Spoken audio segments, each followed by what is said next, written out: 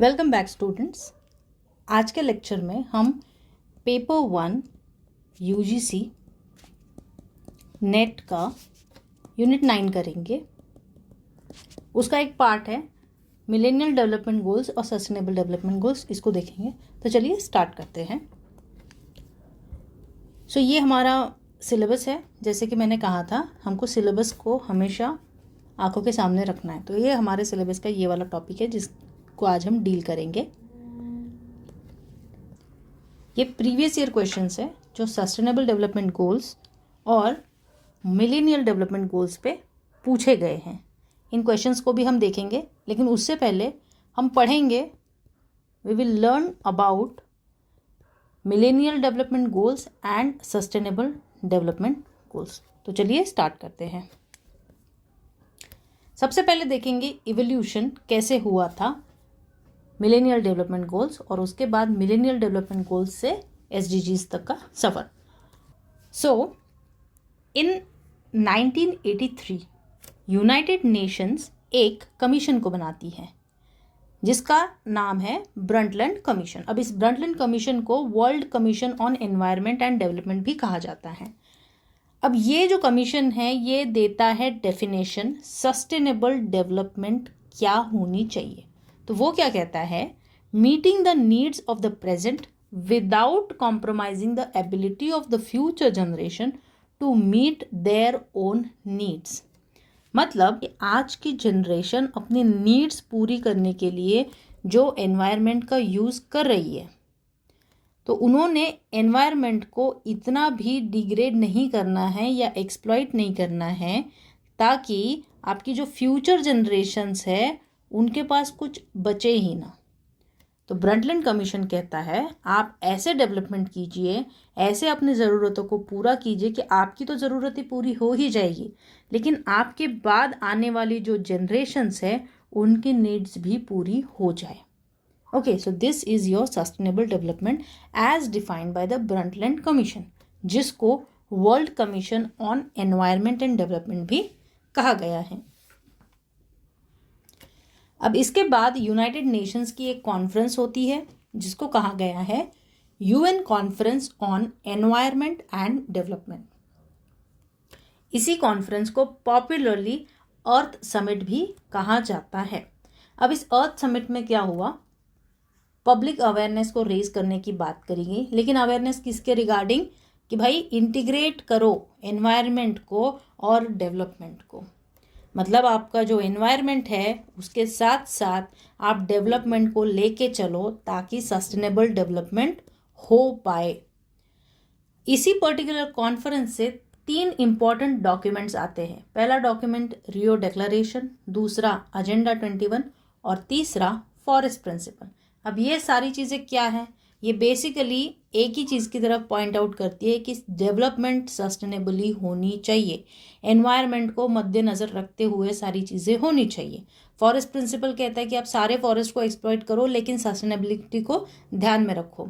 Agenda 21 भी sustainability की ही बात करता है और रियो डिक्लेरेशन भी उसी चीज़ की तरफ इशारा करता है। तो ये 3 डिक्लेरेशंस आते हैं, ये 3 डॉक्यूमेंट्स आते हैं आपके रियो अर्थ समिट से 1992 में जो हुआ था। ये रियो में हुआ था, रियो दे जेनेरियो ब्राज़ील में। अब अर्थ समिट 1992 के बाद में 1995 में एक समिट होता है world summit on social development, जो होता है कोपेनहेगन डेनमार्क में। अब Copenhagen declaration on social development जारी किया जाता है।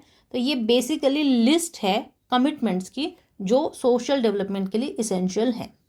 अब 1996 में OECD development assistance committee publish करती है शेपिंग द 21st सेंचुरी, ये उनका डॉक्यूमेंट।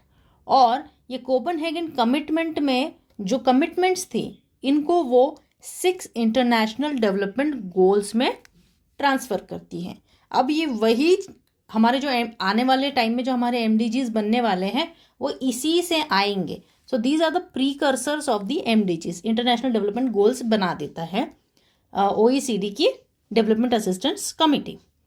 फिर लेट 1997 में क्या होता है कि जो हमारी यूनाइटेड नेशन जनरल असेंबली है वो प्रपोज करती है एक मिलेनियल असेंबली। एक forum as a part of United Nation reforms effort. UN के अंदर ही एक फोरम बनाएंगे जिसका नाम होगा मिलेनियल असेंबली। अब 1998 में यूएनजीए मतलब United nation general assembly formally एक मिलेनियल असेंबली को रखती है और एक मिलेनियल समिट को भी होस्ट करती है।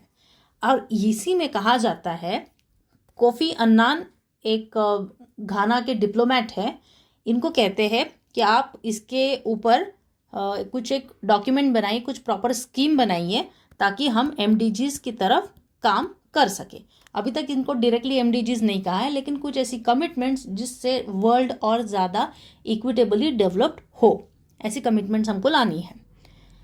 अब इसके बाद क्या होता है, 2000 के टाइम में in the month of April Kofi Annan एक रिलीज करते हैं उनका डॉक्यूमेंट जिसको कहा गया है we the people the role of United Nations in 21st century. अब ये वाला जो डॉक्यूमेंट है, it identifies key global challenge ensuring globalization benefits all. Later in September month, Millennial Summit and UNGA adopts the Millennial Declaration. और इन्हीं millennial declaration में आपके millennial development goals होते हैं। भले ही इनको अभी तक मिलेनियल डेवलपमेंट गोल्स नाम नहीं बोला है एक्सप्लिसिटली, बट यही से आपके बाद में मिलेनियल डेवलपमेंट गोल्स आएंगे। अभी हमारी 2000 की बात हो गई। अब 2000 के बाद क्या होता है, इन the month of March 2001 UN की मीटिंग होती है। सितंबर में Kofi Annan presents the road map towards the implementation of United Nations millennial declaration. ठीक है, अब इसी डॉक्यूमेंट में एमडीजीज को लिस्ट किया जाता है और उनकी फाइनल वर्डिंग रेडी हो जाती है, और इस प्रकार हमको मिलते हैं मिलेनियल डेवलपमेंट गोल्स इन 2001। और ये 2001 से 2015 तक इनकी टाइमलाइन होती है मिलेनियल डेवलपमेंट गोल्स की। अब इसके बाद क्या होता है, जो हमारा 1992 में जो हमारा रियो समिट हुआ था, ठीक है, इस रियो समिट के बाद में 10 साल बाद 2002 में रियो +10 समिट होता है। रियो +10 ये कहाँ होता है, ये होता है आपका जोहान्सबर्ग इन साउथ अफ्रीका। इसका नाम क्या है, world summit on sustainable development. अब यहाँ पे फिर से वही चीज़ होती है कि रीअफर्म करता है रियो +10 यूनाइटेड नेशन का declaration to implement agenda 21 and align this commitment with the millennial development goal जो कोफी अन्नान ने प्रेजेंट किया था यूएनजीए में वो। The meeting concludes with Johannesburg declaration, जिसमें सारी कंट्रीज साथ आती है और they continue to support for advancing sustainable development. अब इसके बाद में आपका 2012 में रियो +20 होता है। कहाँ होता है रियो +20? रियो दे जेनेरियो ब्राज़ील में। अब ये जो कॉन्फ्रेंस है ये यूनाइटेड नेशन की कॉन्फ्रेंस ऑन सस्टेनेबल डेवलपमेंट के नाम से जानी जाती है। इसको रियो +20 भी कहा जाता है, रियो अर्थ समिट 2012 भी कहा जाता है। ठीक है, अब यहाँ पे मिल के आपके एमडीजीज को स्क्रूटिनाइज किया जाता है। वो वैसे भी स्क्रूटिनाइज होते आ रहे हैं जब से बने हैं तब से, लेकिन यहाँ पे फाइनल स्क्रूटिनी उसकी होती है और ऐसा पता चलता है कि भाई हमको एमडीजीज तो ठीक है कि एमडीजीज अभी जो थे वो थे, लेकिन अभी हमको कुछ और ज़्यादा बेहतर चाहिए और यूनिवर्सल चाहिए, जो है हमारे सस्टेनेबल डेवलपमेंट गोल्स। ठीक है, तो इसके बाद हमको 2015 से लेकर के 2030 के लिए डेवलपमेंट टारगेट्स मिलेंगे सस्टेनेबल डेवलपमेंट गोल से। तो ये एक ब्रीफ डेवलपमेंट थी आपकी till your MDGs and further to sustainable development goals. अब इसी के दौरान एक पार्टनरशिप भी बनती है जिसको कहते हैं partnership for action on green economy, short form है इसका पेज। ये 2013 में इस्टेब्लिश की गई थी as a follow up to the Rio +20 outcomes. मतलब ये रियो 20 का डायरेक्ट आउटकम है। द फ्यूचर वी वांट, ये रियो का आउटकम था। PAGE supports countries in transitioning to green economy and advancing the 2030 agenda with strong focus on sustainable development goal 8, इसीलिए इसको mention किया है।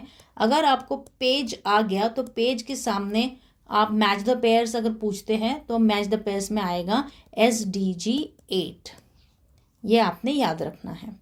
नाउ जैसे कि मैंने अभी थोड़ी देर पहले बोला कि SDGs replace the MDGs। MDGs were 8 in number, they were the 8 development goals for 2015। सो 2016 से लेकर आपका 2030 तक आपके SDGs चलेंगे। MDGs आपके थे 2001 से लेकर के 2015 तक, और 15 के आगे का टाइम 2016 से 2030 तक आपके रहेंगे SDGs। So this was a brief introduction about evolution of SDGs। अब नेक्स्ट लेक्चर में हम पढ़ेंगे MDGs के बारे में, और थर्ड पार्ट जो होगा इस सीरीज़ का उसमें हम पढ़ेंगे सस्टेनेबल डेवलपमेंट गोल्स, और साथ ही में हम क्वेश्चंस को सॉल्व करेंगे। Thank you so much.